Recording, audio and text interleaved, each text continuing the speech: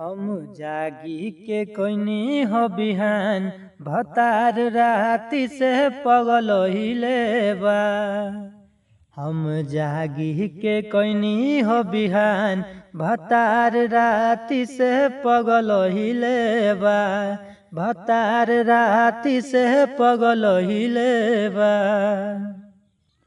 आज के इस वीडियो में हम लेकर आए रोमांटिक सॉन्ग भोजपुरी में भतार राती से पगलैले बा। बहुत ही खतरनाक मैटर है, तो वीडियो को शुरू से लेकर अंत तक देखिए। मैं आपसे का दोस्त गीतकार छोटू अजनबी।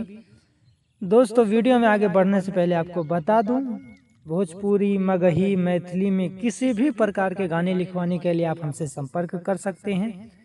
मोबाइल नंबर आपको स्क्रीन पर शो कर रहा है। कम से कम चार्ज में आप लिखवा सकते हैं, चाहे ट्रैक पे चाहे न्यू ट्रैक, बहुत ही कम चार्ज में आपको लिख कर दे दिया जाएगा। या फिर वीडियो में जो ये सॉन्ग लेकर आया हूँ, इस सॉन्ग को भी पूरा लिखवाने के लिए आप हमसे संपर्क कर सकते हैं। इस सॉन्ग को भी आपको कम से कम चार्ज में लिख कर दे दिया जाएगा। तो मोबाइल नंबर आपको स्क्रीन पर शो कर रहा है, संपर्क करना ना भूले। चलिए गाना सुनाते हैं और आपको कमेंट में बताना है कि आपको कैसा लगा। महंगत रहेला किस हर घड़ी, कहरत रहेला तंग हमारा बड़ी। महंगत रहेला किस हर घड़ी, कहरत रहेला तंग हमारा बड़ी। ओ बड़ी जियल मुश्किल कइले बा।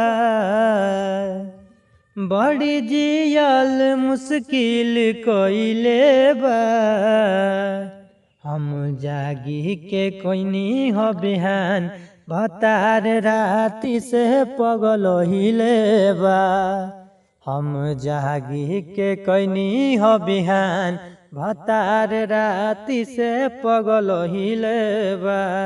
भतार राती से पगल हिले बा।